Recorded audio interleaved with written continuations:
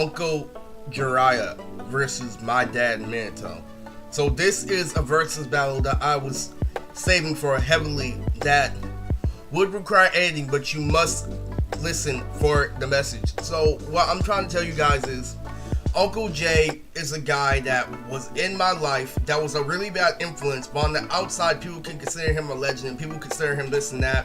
But if you tell the full story, Uncle Jay is literally just a sad old man that literally took advantage of the fact that I didn't come from the older generation.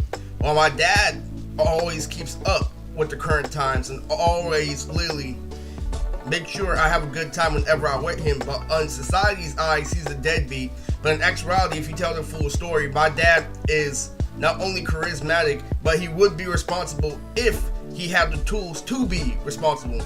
I was put in a position just like my dad when I was older, and I realized how bad my dad has it, and I couldn't do as nearly as much as my dad could for me.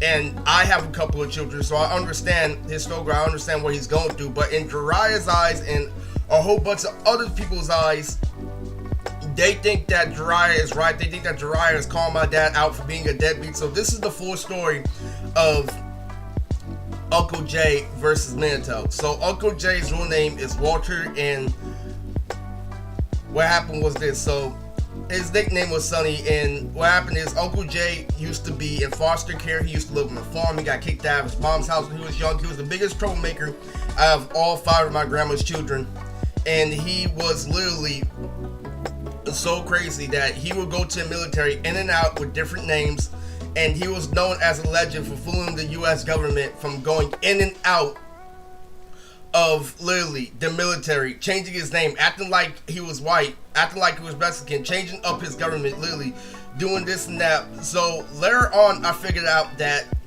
that was kind of an accomplishment, but it wasn't because of his position in society, because he was already white. He was already a troublemaker. He was already this and that, and he didn't get away with it like he thought he did.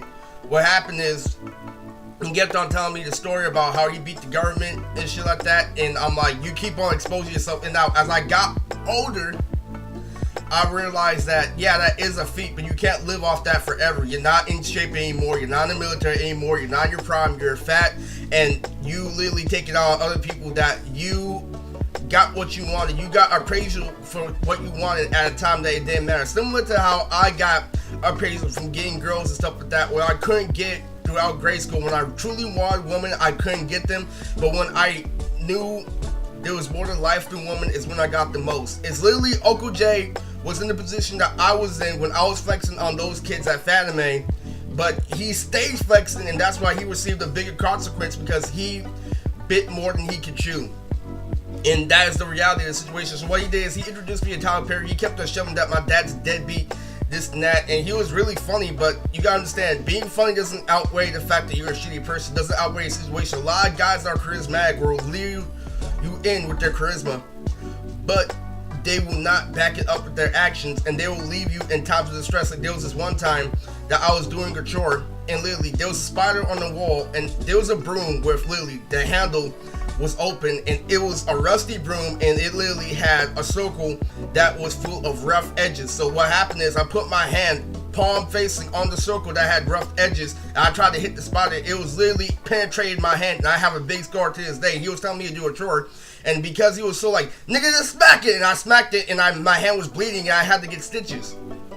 You gotta understand that tough shit, that all that shit is done. When my dad was always nice to me, my dad was very, very more of a role model than I thought. So society calls him irresponsible, and I'm like, how? I'm like, this and that. And so I'm gonna go into detail how my dad was truly better than anything that Uncle Jay ever said. But in society's eyes, he's a deadbeat, and I'm gonna tell you why this is the shittiest thing, where we can't defend paper anymore as a society.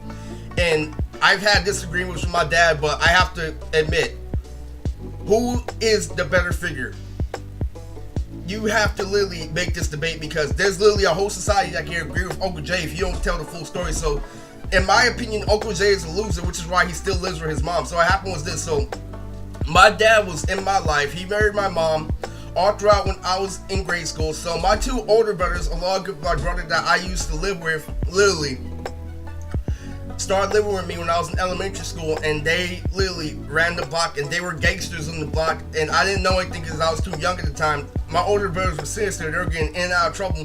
So my dad literally introduced my brothers late in the game, so my uncle would always come to visit, and he always used to look at my dad as a deadbeat. So if you go back to a couple of videos, a couple of hundred videos, I made this video why I stopped listening to Tyler Perry.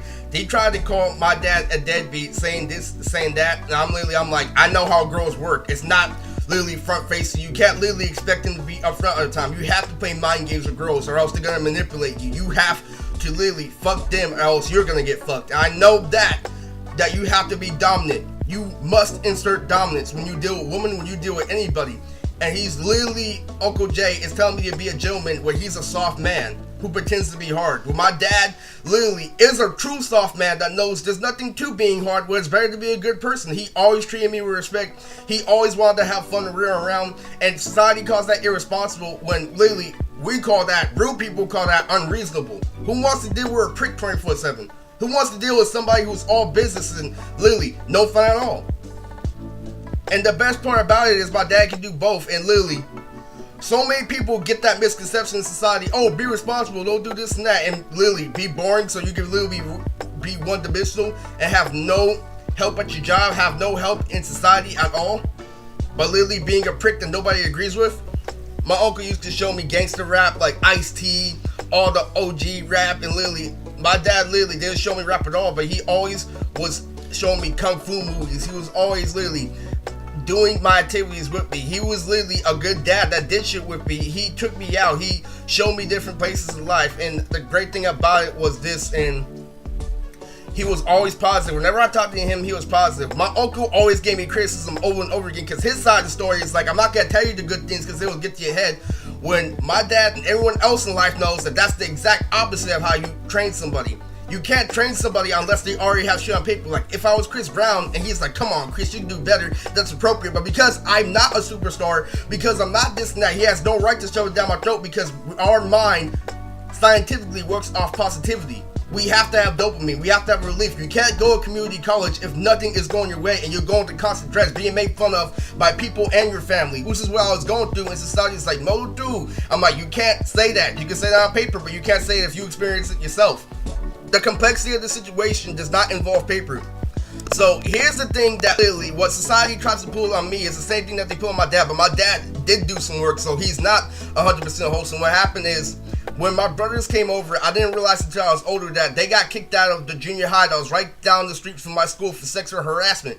And my dad was a pimp, my dad was a player, my dad was with multiple women. He already made it with some other woman before he got with my mom. He already had children before he had me and my brother. And so literally they called him a dog, they told him this and that, and literally I'm like, literally, this isn't something you can automatically say, who cares? But he literally got me to live with me and my brothers at my mom's house at a certain point in time. So how my mom and my dad broke up was like this. So basically my dad was frustrated because of how much trouble my brothers were getting into school, and literally, so I was in regular ed at this time, and I was just putting two together, and I couldn't literally see him all the time. We used to share bunk beds, but the reality of the situation is this. My mom tried to get my dad to calm down, and my dad literally got mad, and I witnessed my dad put my mom down, literally grab her by both arms and literally put her down in the air. And literally, I'm like, what the fuck is dad doing? Is dad hurting my mom? And so here's what happened. The reality of the situation is he was going through multiple stresses, but he always had a backup plan. And in life, you have to have a backup plan. But this is a shitty thing to do on paper. What my dad did was he married another white woman at his job where he was already married to my mom. But it was a backup plan. I realized that in the future. But it's a very shitty backup plan, because what he realizes this is, two kids have green eyes. One loves to play sports, one doesn't. And the other two are following the movement, who later got dreads in the future that literally are troublemakers. And the oldest one is not teaching the little one shit, and he knows his family is going to fall apart. So as a gangster way, you could say that was a plan to get away from my mom, and everything was perfect. So what happened was this. I think my mom advertised the fact that he was getting married to somebody else at his job, and literally, so in reality, my dad is a foolish piece of shit on paper. But you know what's the best part about it? Is that the people who he fucks over is even more foolish. He plays people, and literally, he lets bills pile up at places that he doesn't even live anymore. He makes companies and then he leaves them. That's my dad's reputation. My dad created a basketball team that literally, once he got out of the area, he couldn't supply for. So here's what happened is because it's so old, they keep on standing the same bill of this basketball team that he created, and he's not even there.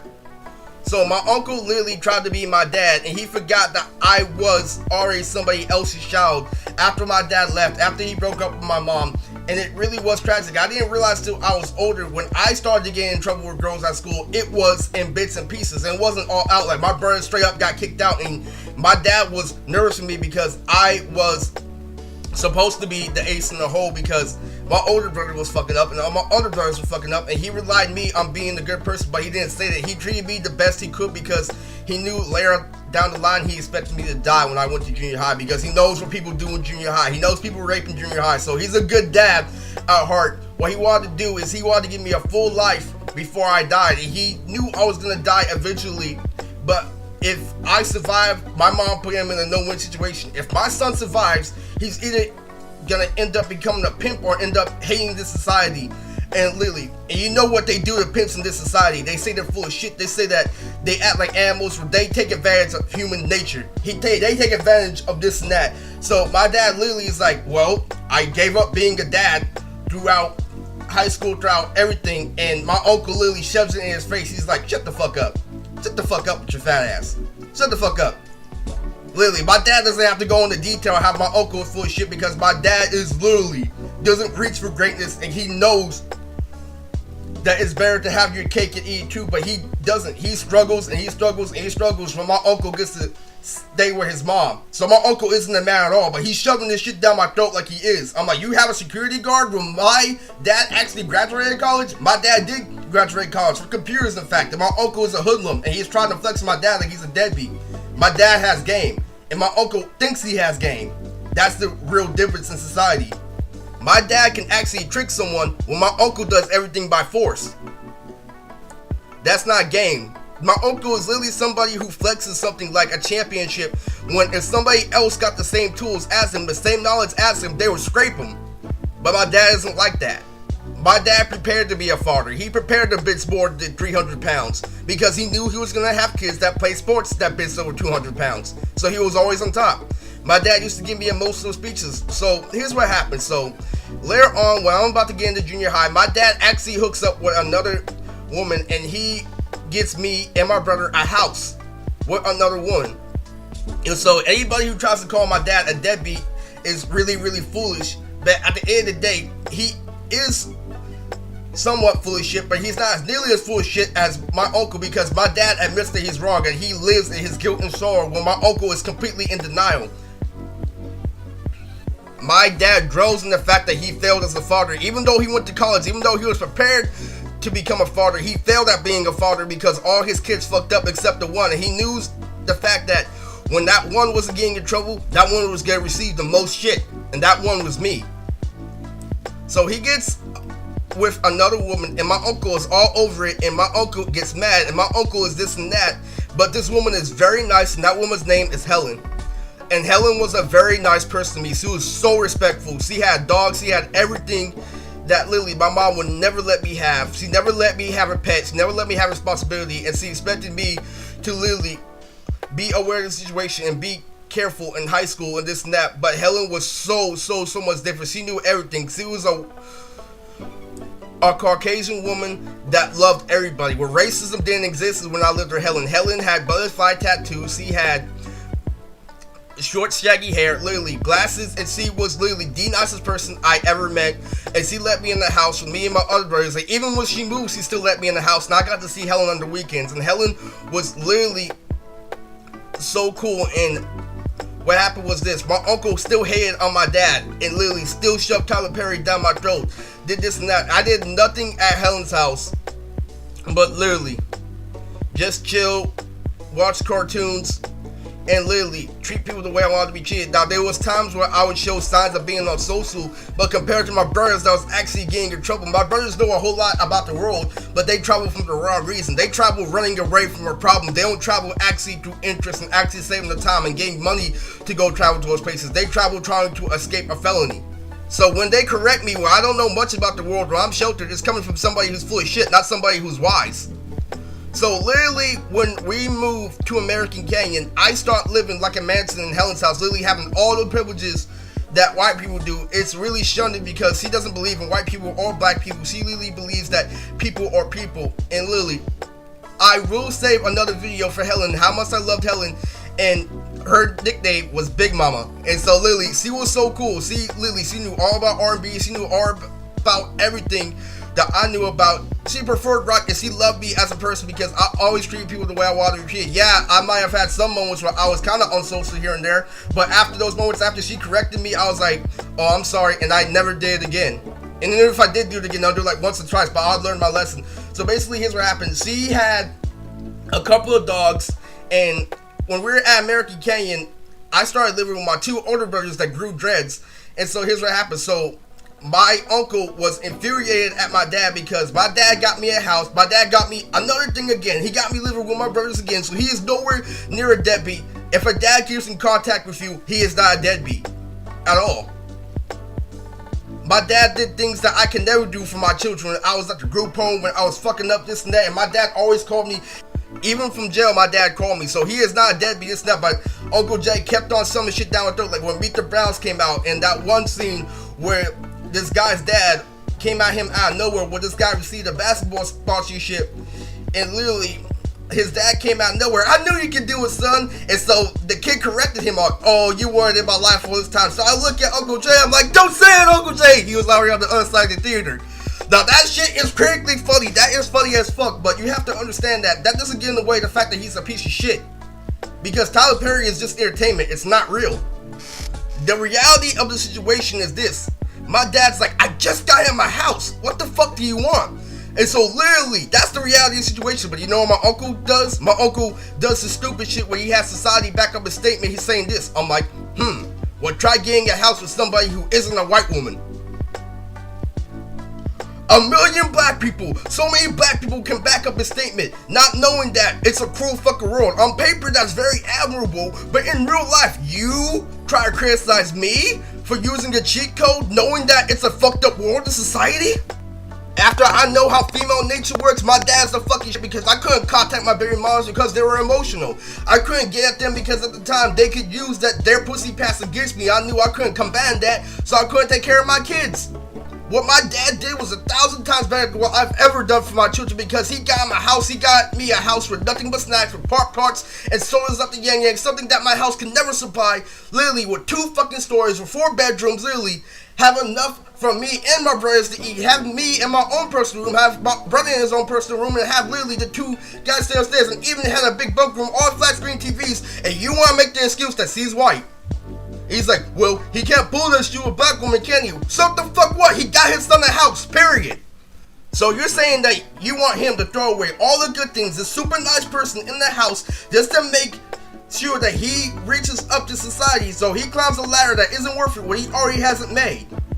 But then there's another catch-22 that my dad had to do some underground work in order to keep that house afloat, in order to pretend that he was doing a job that was on his way to be completely legal, but it wasn't. So what my dad was this, he went to college for computers and he was working for a security system, and he was becoming an entrepreneur for a security system while he was living in Helen. And so he offered my brothers a job, and so literally my dad's a boss, my uncle is literally just a sad old man. And so literally you have to understand that complexity of that situation is really, really tough. So literally at the time when I got done spanking that girl at T-Mobile, I saw Helen on the list. When she's like, do you know Helen this and that? Because Helen had a T-Mobile phone. That girl fucked up my credit and literally, but I didn't know why Helen was there out of nowhere, because when I figured out how phone lines work, I didn't know she was still connected to my plan. So what happened was this. So literally, when Helen came to visit me, she visited my church place, she did everything, and my dad literally met a really good woman. It doesn't matter if she's white. It doesn't matter this and that. She's pure at heart. And literally, so my dad gave me this emotional speech. What happened is I had 2 dogs, and one's name was Mango, who was a Rottweiler, and the other guy's name was Tony, who was a mixed breed of a Border Collie and Australian Shepherd. So what happened was this. Mango kept on getting bigger and bigger and bigger, and they would play fight at first, but he started fucking up Tony to the fact where literally Tony could not defend himself anymore, so Mango bit Tony's tail off. He bit the tip of Tony's tail off, and so what happened was this. So we put Mango to sleep, and so my dad gave me this emotional speech that literally outweighs anything, because this is pure facts, and like literally he delivered it like this. It may not seem like shit at first, but you're gonna realize why I'm a good father and why society won't back up my statement, because my message is the equivalent of being a sexual deviant. We don't like how you don't play by the rule book, but how you still get shit on paper at the end of the day. We don't like your journey. We want you to have a more pure journey, when really it's a cruel world. I'm black and I have to do what I have to do to survive. He explained this in this one sentence. What he said was this. He's like, if Mango got bigger and bigger and she tried to attack somebody like me, you, Helen, your older brothers, we could not be able to stop her. And my dad literally said that speech on some DBZ shit, and he blew my mind. As I got older, he's like, if Mango literally got out of hand and she literally tried to attack one of us, there would be none of us that would be able to stop her. The power struggle I wore with my baby mamas were crazy because they were socially awkward. Some of them literally took back that they were my baby mama just to fit in real life. Like, no, that's not my baby daddy. Oh, you're all over him, this and that. But they can still go back. And like, there was so many times where they were full of shit that I couldn't call them out, that I couldn't fight. And society is all like, no, fight it, fight it, fight it. But you know what was the craziest part about that? Is that they knew I'd be putting myself in a bad position. But you know what was the craziest part about my dad's situation with my mom? He fought for joint custody in court, and my uncle still spammed that he was a deadbeat. So literally when Helen went to my older brother's basketball game, so my uncle took a look at Helen and he's all like, he drove me to the side, he's like, hey, you know she really likes me, right? And literally, that guy is so full of shit, he's everything, but on paper, he's literally considered Bernie Mac, where he's really just desperate, who imitates Bernie Mac, who can't really pull it off, because once you get older, you can see right through him. He's only funny when you're a little kid, when you don't know the full story about how people gorilla in society, not just through their hands, but through actuality of the situation. What they do is they get connections on top of connections on top of connections to fool with your perspective. I'm like, you outnumbered me. You didn't really defeat me. What you did is you manipulated the situation due to your upper hand in society, and you made me think that was the truth and it was a lie. On paper it's the truth, but in real life it's a lie.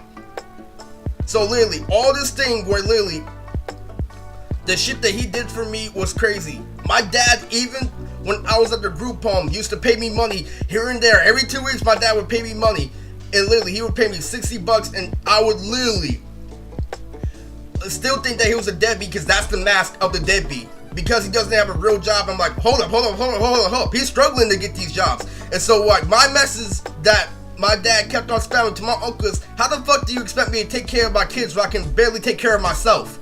So my uncle was wrong. He was jealous in each way, shape, or form. It's not the fact that he's a deadbeat. It's the fact that he literally shares the mindset of a whole bunch of people that hate the way I sleazeballed Lisa in society. Knowing damn well that she was sent there and set me up, and I left doing the most educated thing possible, but at the end it wasn't educated, because she literally left the last text message without telling the full story. Every time I read the full story, I won, and it's not about winning or losing. It was about me being safe. So it comes down to a time where my dad is really concerned about me, because I started getting games. So here's what happened. So my dad, when I turned 21, literally started taking me out to movies, started taking me and my brother out to movies, and like literally he would give me $100 tip at the end. So how the fuck is my dad a deadbeat? And literally my uncle spams consistency when my dad keeps on spamming quality. So here's the crazy thing about my dad, and the crazy thing about why my uncle considers him a deadbeat and this and that. So basically what happened was this is, because he had no power of where I was going to go, because I was going to become a pimp, I was going to literally learn how to get women. What happened was literally this. So I come at this girl at the mall, and I get her information, I get her contact info. So basically here's what happened. So my dad's like, oh, you got her number? You're the man. And he's like, oh, she's cute, because she was a white girl with brown hair and blue eyes. It's like, oh man, my son's gonna get into some trouble. So what happened is my dad started preparing for me to literally start getting away with trouble more than actually getting into trouble. So he was already there with a happy thing I did at Fanime. When I did a thing at Fanime, my dad was already in jail. And he called me the second day when I was Todoroki. I'm like, what the fuck is going on? That wasn't a coincidence. My dad knew what was happening the entire time, and it wasn't a coincidence. But society has the mask saying that, yo, him calling him on the second day after they lost the first day is literally just a coincidence. Oh, I'm just checking up on my son, even though the timing is 100% accurate. And literally, so here's what happened was this. So literally, I learned this thing about sequencing where, since we're all a part of gods, a lot of people have similar plans, a lot of people have the same processes and doing things. So what happened was this. When I started to be known as a good man, my dad was already in jail. So basically what happened was this. He kept on calling me from jail, and I kept on loving my dad's calls, literally. I'm like, yo, bro, this is this new movie that came out. So when I got older as a man, and I realized that women wanted everything, I'm like, man, I miss the good times at Helen's house when I used to be able to watch Dragon Ball Z films with my dad and my older brothers. I'm like, man, if my brothers weren't fucking up right now, my dad wasn't in jail, I could have watched Broly with me and my older brothers and could have had the best time ever. And I told my dad about it. It was crazy. So my dad kept on being proud of me after I told him everything I've done with anime, how far I became. So here's what happened is when he realized I became undeniably gay, there's a sequencing where it comes to black people and their families where the older brother fucks up and he literally lets the older brother down. So here's what happened was this. So on my birthday, how my brother tried to pull that stunt when he tried to get me 5150, my dad called me when my brother's birthday was about to come up, knowing that my brother was still a virgin. My dad was all like this. He's like, Chris's birthday is coming up. So my brother's name is Chris with a K, K-R-I-S, and my name is Eris, E-R-I-S. So literally what happened is like, you know, Chris's birthday is coming up, and he said it nonchalantly, and he knew everything was going to happen. He knew that he was going to target me. He knew all this shit that was going to happen because he's a dad and he's been there, done that, and he's all like, so when his birthday comes up, this and that, but he didn't say what was going to happen. He's like, yeah, so you know, Chris's birthday's coming up. I just want you to wish him a happy birthday. He was so nonchalant. So what that means in one sentence, even though he delivered it like it wasn't nothing, he delivered it like this. What it means is this: when he talks about my brother's birthday like it is a shit, that means when he was gonna have his birthday, he was gonna be suicidal, and I was gonna have a way better birthday, and that's exactly what happened. And that's what you call sequencing. That's what you call timing. My dad knew everything that was gonna happen before it happened. And so literally, at real life, my dad's a good father. But on paper, because he doesn't have a consistent job, they consider him a deadbeat. Oh, sorry, bro. You can't wait for the end result to try to call somebody out that they're full of shit when you manipulate the situation. My brother is still suicidal to this day, and that's all because I was a good person. But you know what? What was the most horrible part about my dad and the position that he put me in? He knew society wasn't going to agree with me because my brothers were troublemakers, but they still fit the stereotype. They still have more quality, but they don't have quality, and they're going to blame me and my damn Dragon Ball Z addiction, saying that, yeah, well, you only won because you're a good kid, two shoes, this and that. You still know how, like, your personality isn't what you say it is. Oh, I had my whole life to learn how to get a personality. Grow the fuck up. I knew what I wanted to do at a young age, and they didn't have enough drive to make it to the NBA. And you blame it on my cartoon addiction? Get the fuck out of here. So the winner goes to my dad, Minato.